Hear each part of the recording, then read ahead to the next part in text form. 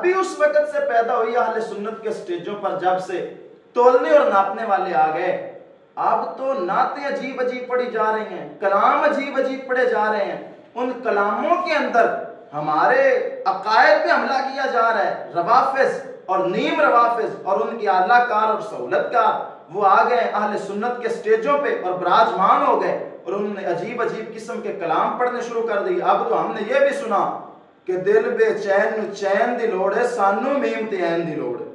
میم کا مطلب کیا ہے؟ محمد صلی اللہ علیہ وسلم، اور عین کا کیا مطلب ہے؟ علی المرتضیٰ شیر خدا رضی اللہ تعالیٰ۔ میں نے کہا کون کہتا ہے ان دونوں کی کس کو ضرورت نہیں ہے؟ ہر بندہ کہتا ہے کہ سبھی کو ضرورت ہے، لیکن اس کا یہ مطلب تو نہیں کہ ابو بکر کی ضرورت نہیں ہے، اس کا یہ مطلب تو نہیں کہ عمر کی ضرورت نہیں، اس کا یہ مطلب تو نہیں کہ عثمان کی ضرورت نہیں ہے۔ ہم کہتے ہیں ہمارا جوہری عقیدہ یہ ہے کہ ابو بکر پہلے خلیفہ افضل الخلق بعد الرسل محبوب کے یار ہیں، جو یار غار بھی ہیں، یار مزار بھی ہیں، ان کے بعد عمر ہیں، پھر عثمان ہیں، پھر علی المرتضیٰ ہے۔ ہم تمہیں اس کا صحیح معنی بتاتے ہیں۔ میم تے عین دی لوڑ دا تسی صحیح معنی انج کرو، عین سے مراد کیا ہے؟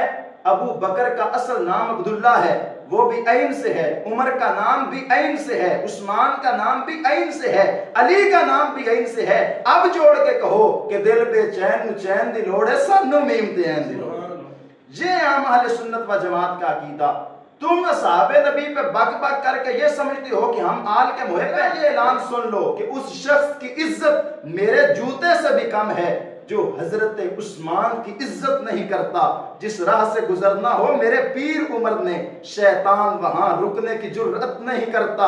صدیق کی سنگت کو کوئی عام نہ سمجھے، مرشد بھی جسے چھوڑ کے ہجرت نہیں کرتا۔ اور سنو صحابہ کو بھونکنے والوں کتوں، اصحاب پہ تم چپ رہو، میں تم پہ رہوں چپ، حالانکہ میں کتوں سے تجارت نہیں کرتا۔